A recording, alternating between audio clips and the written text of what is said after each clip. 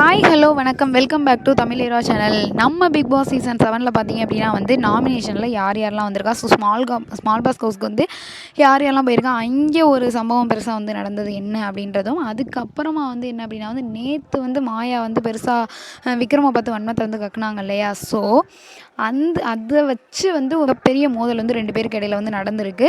So அது என்ன அப்படின்றது தான் வந்து இந்த என்ன நடந்துச்சு அப்படின்றதான் இந்த வீடியோவில் நம்ம வந்து பார்க்க போகிறோம். ஸோ என்னென்னு பார்ப்போம். ஸோ நாமினேஷனுக்காக வந்து மிகப்பெரிய ஒரு ஃபைட்லாம் வந்து நடந்துச்சு. அது என்ன அப்படின்றது முன்னாடி வீடியோவில் நம்ம வந்து போட்டிருக்கோம். ஸோ என்ன அப்படின்னு பார்த்திங்க அப்படின்னா வந்து ஆக்சுவலாக வந்து நாமினேஷன் ரிசல்ட் என்ன அப்படின்னு பார்த்தீங்கன்னா, யார் யாரெல்லாம் நாமினேட் ஆகிருக்கா அப்படின்னா வந்து மணி, ரவீனா, மாயா, நிக்ஷன் அண்ட் தினேஷ், விஷ்ணு இவங்க வந்து என்ன அப்படின்னா வந்து நாமினேஷனில் வந்து இருக்காங்க. ஸோ இந்த நாமினேஷன் கண்டிப்பாக வந்து இந்த வாட்டி வந்து என்ன அப்படின்னா வந்து மாயா வந்து நாமினேஷனில் வந்து வந்துட்டாங்க. ஸோ கண்டிப்பாக எப்போதும் வாரம் காப்பாற்றுற மாதிரி கமல் வந்து மாயாவை காப்பாற்றினாலும் இந்த வாரம் என்ன அப்படின்னா வந்து நிக்ஷன் அப்படின்றவர் வந்து கண்டிப்பாக வந்து எவிக்ட் ஆகி வந்து போயிடுவார். ஸோ இல்லை ஏதாவது கேம் சேஞ்ச் ஆகுதா அப்படின்றது வந்து நம்ம பொறுத்திருந்தா, இல்லை ரவீனா எதுவும் போகிறாங்களா அப்படின்றத நம்ம வந்து பொறுத்திருந்தா பார்க்கணும். ஸோ ஸ்மால் பாஸ் ஹவுஸ் யார் யாரெல்லாம் அனுப்புறீங்க அப்படின்னு சொல்லி இப்போ வந்து என்ன அப்படின்னா வந்து அர்ச்சனா இருக்காங்க இல்லையா, அவங்கள தான் மோஸ்ட் ஆஃப் வந்து நாமினேட் வந்து பண்ணாங்க. என்னெல்லாம் நாமினேட் பண்ணாதீங்க, அதுவும் பார்த்தீங்க அப்படின்னா வந்து நம்ம மணி அண்ட் ரவீனா வந்து வாலண்டியராக நாங்கள் போகிறோம் அப்படின்ற மாதிரி வந்து போயிட்டாங்க. அதுக்கப்புறம் அவங்க போயிட்டு அர்ச்சனாவை நாமினேட் பண்ணப்போ கூட அர்ச்சனா சொல்லிட்டாங்க, நீங்கள் என்ன நாமினேட் பண்ணிங்கன்னா நீங்கள் தான் வேலை பார்க்குற மாதிரி இருக்கும் அப்படின்ற மாதிரி சொல்லிட்டாங்க. ஸோ அதுக்கப்புறம் மோஸ்ட்லி ஓட்டு வந்தது யாருக்கு அப்படின்னா வந்து விசித்ரா மேமுக்கு வந்து வந்துச்சு. அப்போ பார்த்தீங்க அப்படின்னா வந்து விசித்ரா மேமுக்கும் நம்ம தினேஷுக்கும் இடையில ஒரு மிகப்பெரிய வந்து மோதல் வந்து ஆயிடுச்சு.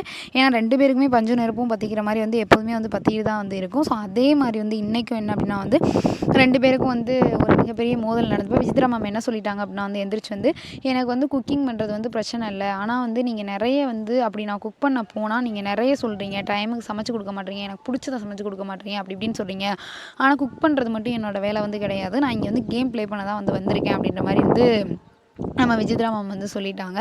ஸோ அதுக்கப்புறம் என்ன அப்படின்னா வந்து மணி அண்ட் ரவீனாவையும் கூட வந்து சொல்லிட்டாங்க. என்ன அப்படின்னா வந்து நான் வந்து இங்கே ஒரு சீனியர் பர்சன், ஸோ நான் சொல்கிறத நீங்கள் கொஞ்சம் கேட்டு தான் நடந்துக்கணும் அப்படின்ற மாதிரியும் சொல்லிட்டாங்க. ஸோ எனக்கு 2 பேர் பத்தாது, இன்னொரு ஆள் வேணும் பிக் பாஸ் அப்படின்னு சொல்லப்போ விஷ்ணு வந்து தானாக வாலண்டியராக வந்து வந்துட்டார்.